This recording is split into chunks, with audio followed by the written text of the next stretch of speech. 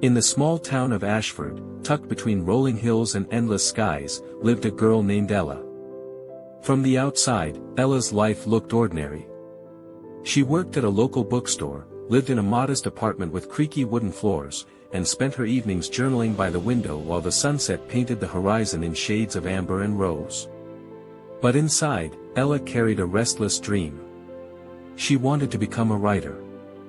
Not just someone who scribbled words in the quiet corners of a notebook, but someone whose stories could reach hearts, mend broken places, and remind people of their strength. She dreamed of seeing her name on the shelves of her own bookstore.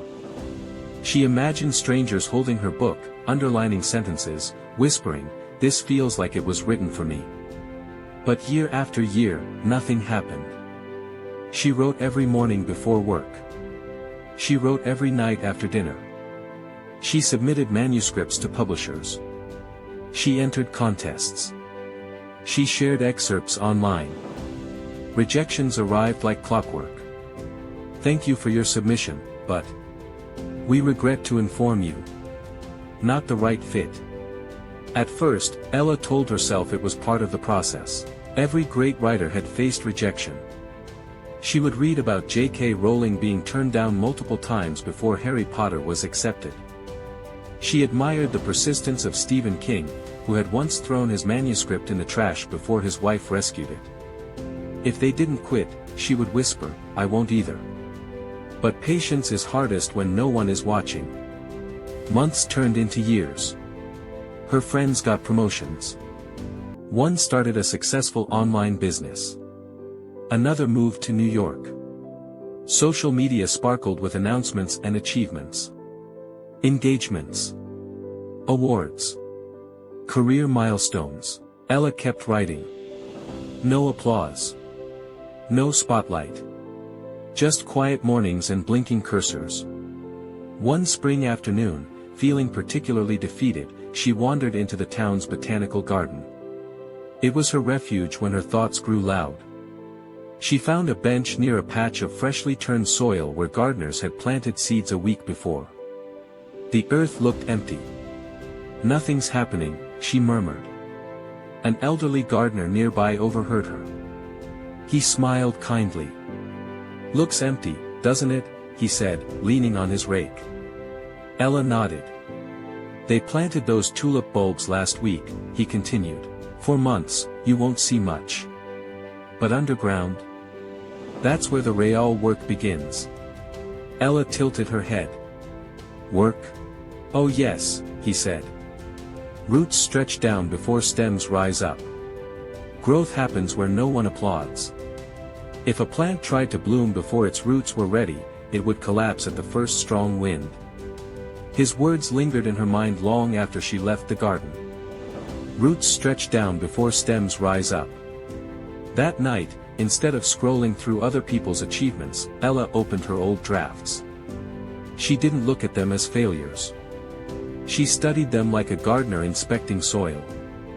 Her early stories were clumsy, but brave. Her second manuscript lacked structure, but it held emotion. Her third attempt had stronger characters, deeper dialogue. She realized something she had never noticed before: she was growing.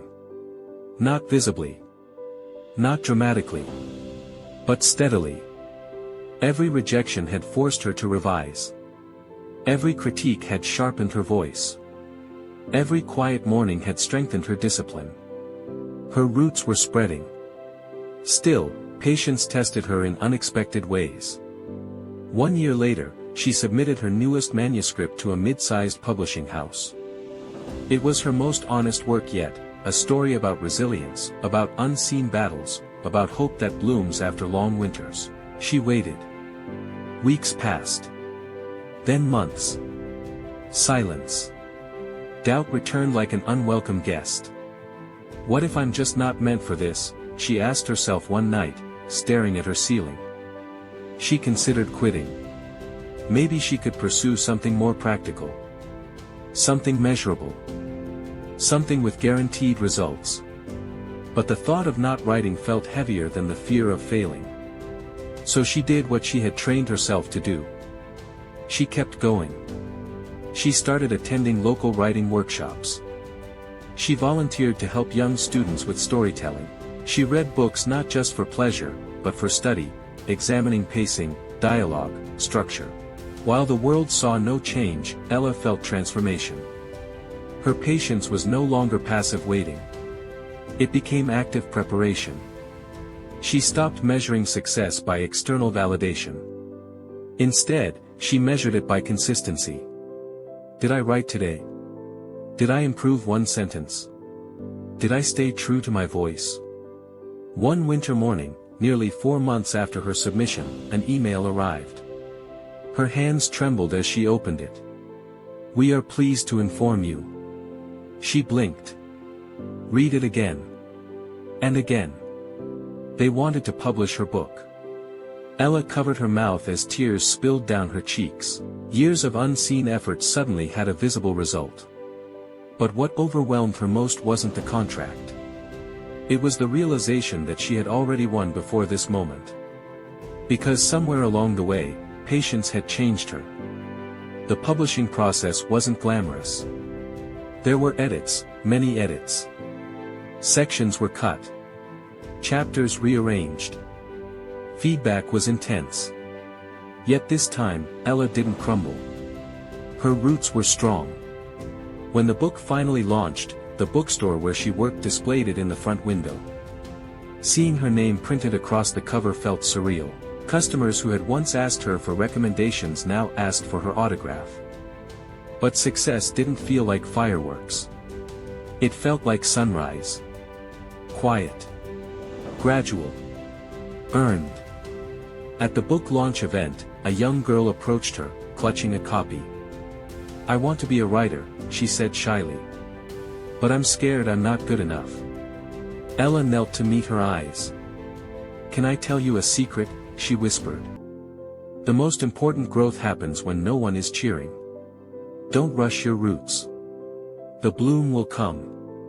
The girl smiled, holding those words close. Years later, Ella would write more books. Some sold better than others. Some received awards. Some barely made a ripple. But she no longer tied her worth to visible outcomes.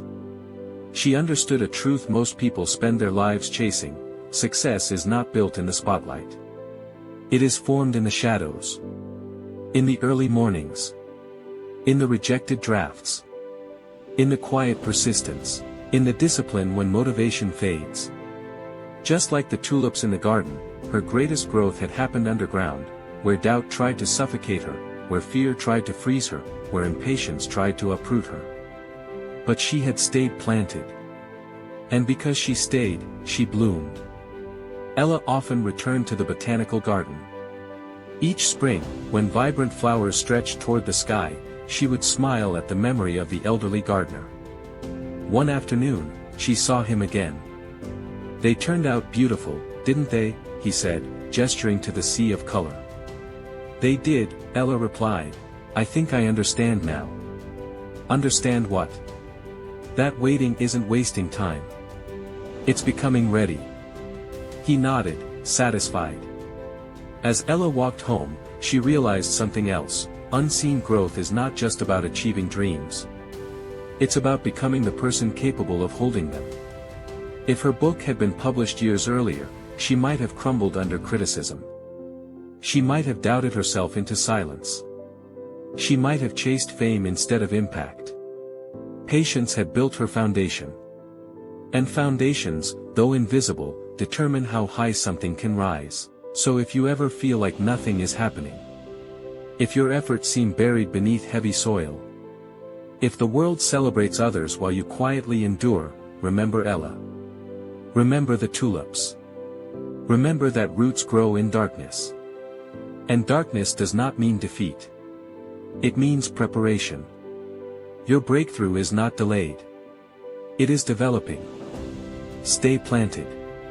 Stay patient. Stay faithful to the work no one sees. Because one day, when your moment finally arrives, people will call it overnight success. But you will know the truth. It was years in the making. And every unseen inch mattered.